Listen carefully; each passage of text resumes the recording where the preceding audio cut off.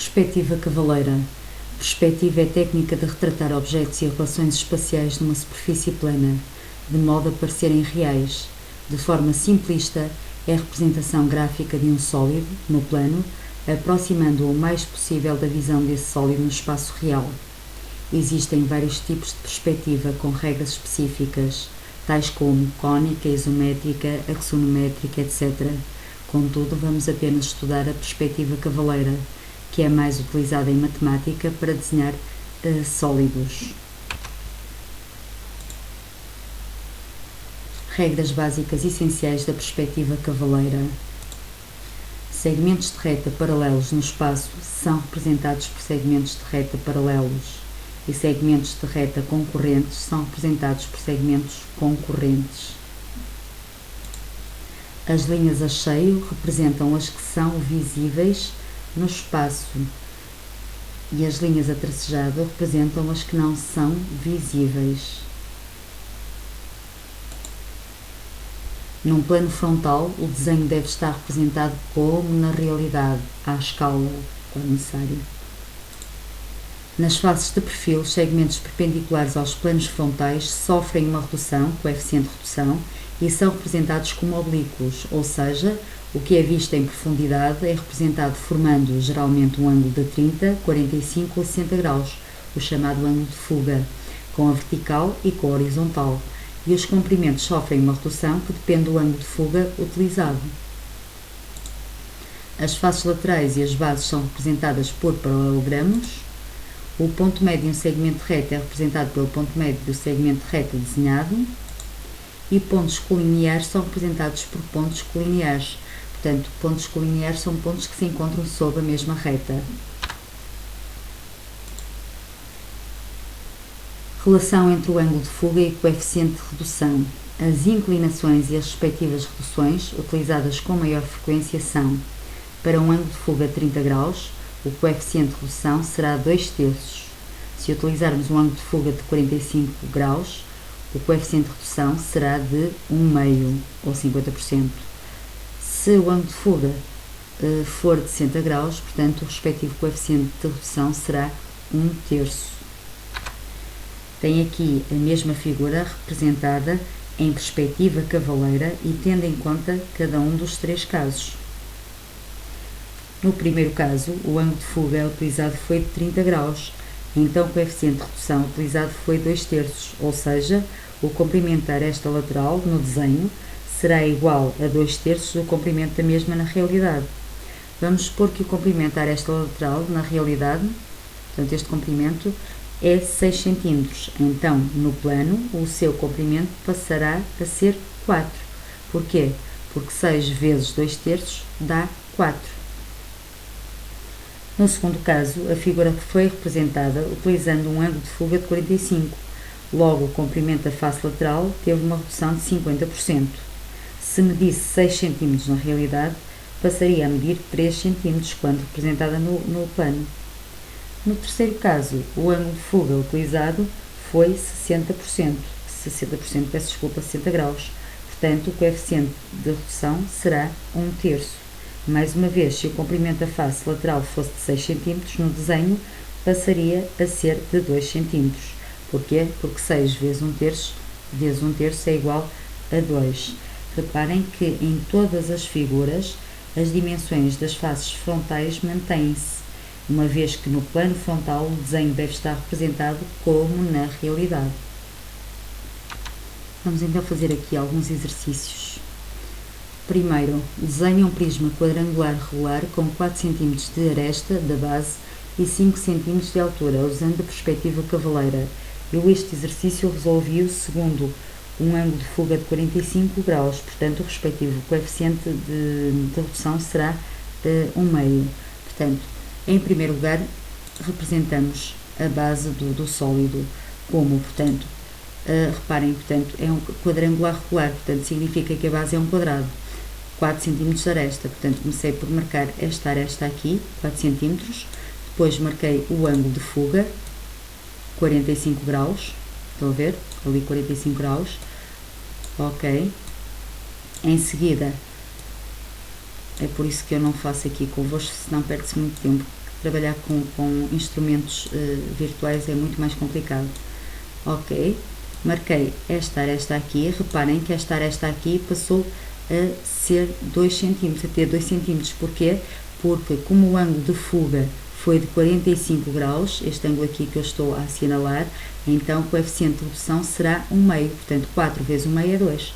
Depois de ter esta aresta marcada, é só traçar uma paralela, portanto aqui não preciso de utilizar o esquadro porque, como veem, a régua mantém a direção, certo? Mas vocês no desenho ou utilizam 2 esquadros ou então uma régua como suporte e um esquadro, e é só traçar uma paralela, também com 2 cm, a tracejado, porque na realidade esta aresta não se vê, depois basta traçar esta, não é? Unindo, depois a altura, 5 cm, e depois basta unir, por fim.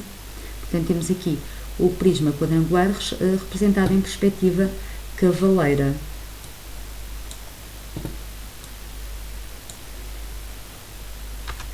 Vamos então para o segundo exercício.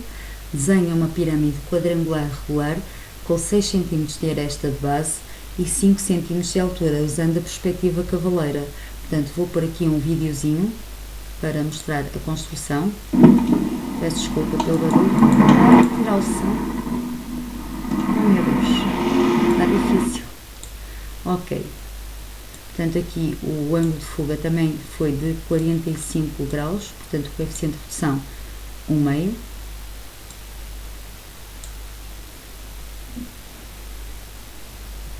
(6 cm), portanto, aqui 6 cm, estou a marcar o ângulo de fuga, portanto, que é de 45 graus. Vou avançando para a frente, está bem? Porque senão isto demora algum tempo. É mais fácil desenhar com objetos reais, com instrumentos reais.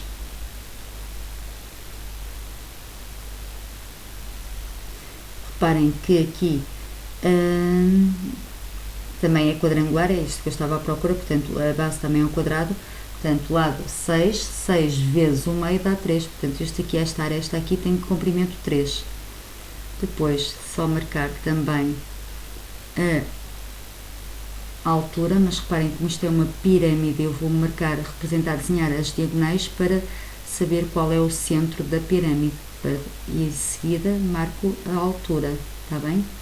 Pronto, marcaria a altura, dá para a frente, marcava a altura e depois é só unir, tendo em atenção as arestas que devem ficar a cheio e as que devem ficar a tracejado. Estão a ver como na realidade o que é que devem fazer para traçar paralelas? Portanto, põem o esquadro, quero traçar uma paralela a esta reta, a este segmento reta, portanto, depois aqui a régua como suporte, está bem? Depois é só deslizar. Aqui não desliza nada porque os objetos são virtuais. Pronto, é só isso. Ok, vamos para o outro.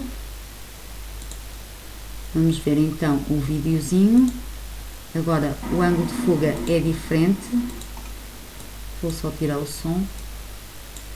Portanto, aqui em perspectiva cavaleira de 30 graus, desenha o sólido geométrico com 5 cm de comprimento, 3 cm de largura e 6 cm de altura. Portanto, é um prisma retangular. Ângulo de fuga de 30. Se o ângulo de fuga de 30, portanto, o coeficiente de redução é 2/3.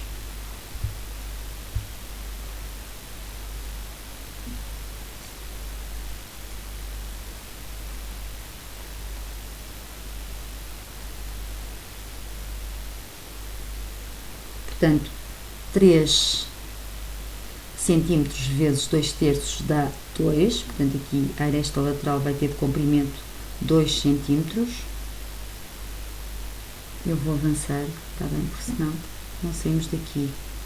Olha, eu fiz ali a demonstrar, mas vocês já sabem, eu acho que já perceberam como é que se faz isto. Depois é só traçar a altura e unir os vértices.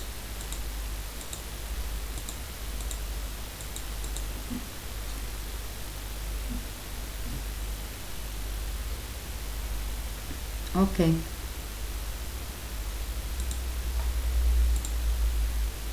Outro exercício.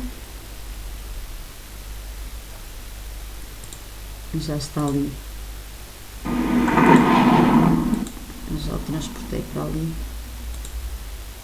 Ora, vamos lá ver. Vamos ler. Enquanto isto vai avançando, senão nunca mais saímos daqui. Em perspectiva cavaleira de 60 graus, desenha o sólido geométrico com 5 cm de comprimento, 3 cm de largura e 6 cm de altura. Portanto, se o ângulo de fuga é de 60 graus, o coeficiente de redução será 1/3. Portanto, lá está, ângulo de fuga, 60 graus. Vou pegar aquele pontinho, pus um pontinho a mais. Vou passar a aresta lateral, portanto, 3 cm vezes 1/3 dá 1 cm. Portanto, aqui vai ter 1 cm. Portanto, avançar. Ok, agora marco outra, paralela a esta. A tracejado, porque não a vejo. A de trás também a tracejado. Agora, basta desenhar as alturas, portanto, as 4 arestas com a altura 6 cm e depois unir.